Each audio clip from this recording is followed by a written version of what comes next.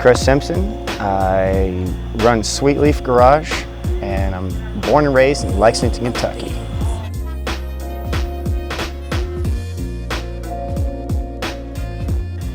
My first motorcycle was a 2005 Sportster, a little 883 that was basically given to me.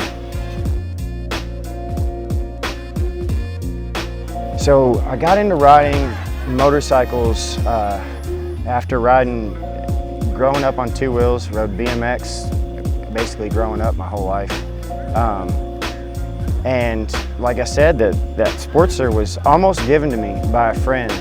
And he had been into choppers, and he had been kind of on me for almost a year trying to get me on a bike, and I just was hooked on bicycles and wouldn't leave bicycles, working at a bike shop. And he finally got me on that first motorcycle, and there was no turning back. I had started wondering who tightened my front wheel and how, you know, like I kind of started to not trust the bike because I don't know who worked on it, and that was my introduction to motorcycles, basically. Right now, my daily is a 1979 FLH. Basically, the only thing that is that motorcycle is the engine. Transmissions, 65 aftermarket frame, and we can go through that. But yeah, this is my daily whip.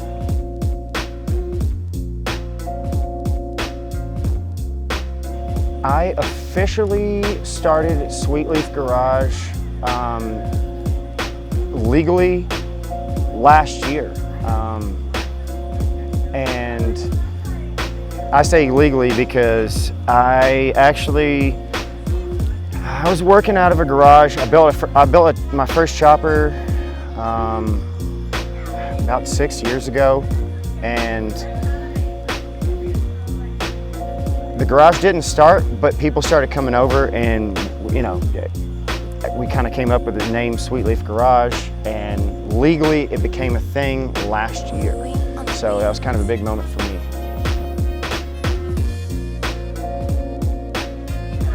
I started hosting bike nights.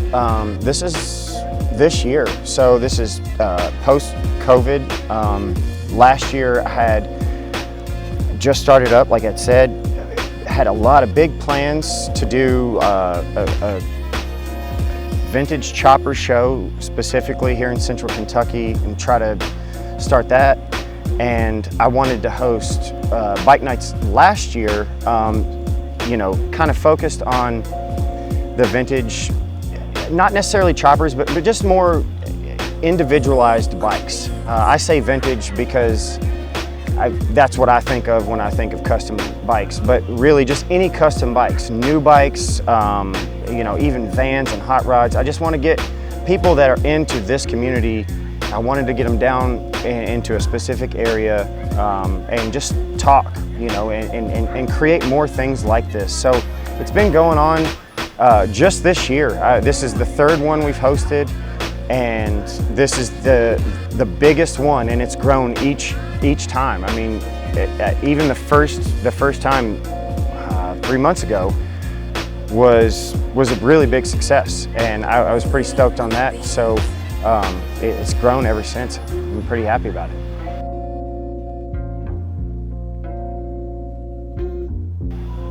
I think the biggest benefit for your average person would honestly be becoming a better driver.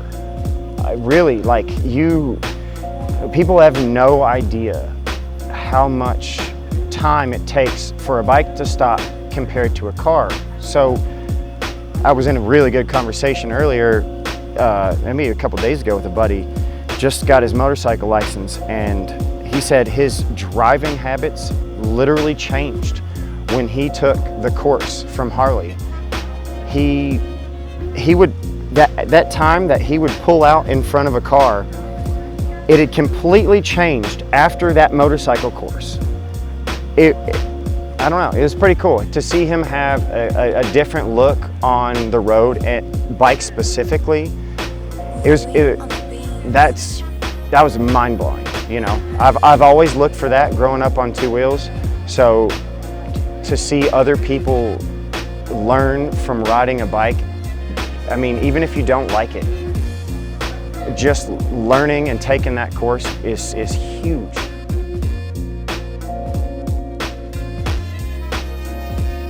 Some advice that I would give to someone that wanted to start building a bike, no matter where you start, what you know, if you've never built a bike from scratch, I would absolutely contact and listen to anyone that you know that has built bikes. You can really waste a lot of time and money. If you have a lot of time and money to waste, start buying shit. I mean, it'll support what we do. Buy all the shit that you can afford. But if you're building a chopper for the reason that most of my buddies and me, you know, we build choppers because we don't have money to buy brand new bikes, you know, and we can fucking piece together things as we see fit, or we can have a vision in mind. So listen to the people that give you advice, you know, and really take it in and think about what they say to you and apply it to your vision. You know, I've seen a lot of time and money wasted, and it can be uncomfortable. You know, I've seen relationships break up because a guy's trying to build a chopper. So, you know, listen to your buddies and don't be afraid to ask anyone. This is a community. You know, this is what we do. I haven't been in this long, and I will never hesitate to call and ask someone that's been in, you know, just a mechanic that maybe doesn't even build bikes, but he knows about engines. Like, call anybody you know. Call everybody. Let's get, you know, the community together. This is what it's all about, man.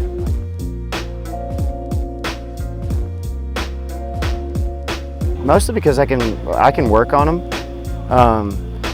I don't need, you know, I don't need to go to a diagnostic shop and figure out what, you know, like what has gone wrong. Like I don't need to plug it into a computer. I can actually just, it's a tractor, you know. These old Harleys, man, they're easy to work on. Yeah, I'm not a mechanic, you know. I consider myself somewhat of a bike builder, and really not even that, man. I'm kind of a hobbyist, you know. I just really enjoy these old Harleys, you know. They're just beautiful to look at, you know. They're just, each one of them, you can work on the same cone shovel, and they have souls, man. Like they're all different, you know. The same work has been done. They have the same lifters, same push rods, same pistons, and this bike will run different than my buddy's bike. All the same internals and everything, you know. They really do have soul, these old Harleys, and that's cool as shit to me, man. Like it sounds weird, but it just, yeah, something about these old bikes, man, really gets me going.